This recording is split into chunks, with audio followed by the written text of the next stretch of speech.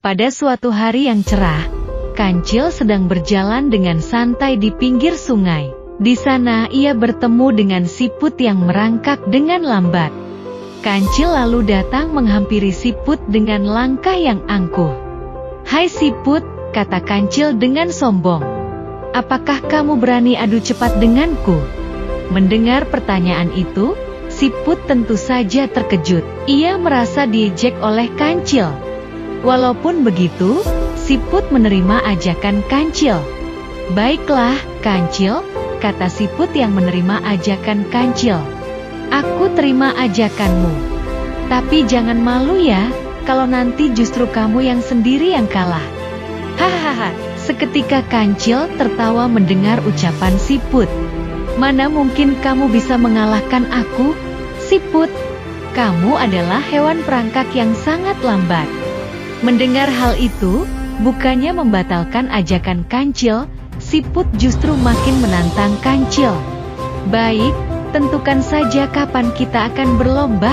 "Hari Minggu besok, di sini," kata Kancil. "Pasti akan ada yang melihatku memenangkan lomba." "Catat itu." Kancil lalu bergegas pergi dengan tertawa. Sambil menunggu hari perlombaan, siput mengatur taktik agar Kancil bisa merasakan rasa angkuh dan sombongnya dengan kekalahan. Ia segera mengumpulkan semua siput yang ada di sekitar sungai. Mereka semua tentu saja ingin Kancil kalah. "Hai teman-temanku, tentu saja kita berkumpul di sini untuk membicarakan perlombaan dengan Kancil," kata siput yang akan berlomba. "Tapi bagaimana caranya? Kita memang sudah pasti kalah, karena kita merangkak dengan lambat," kata siput yang lain. "Kita harus membagi tugas," kata siput. "Kalian harus berpencar di setiap rerumputan di pinggir sungai, sampai garis finish. Nanti kalau dipanggil Kancil, kalian harus jawab." Ide yang cerdas. "Kita akan menang." Akhirnya datang hari perlombaan. Semua siput sudah siap di posisinya masing-masing. Penonton bersorak-sorai.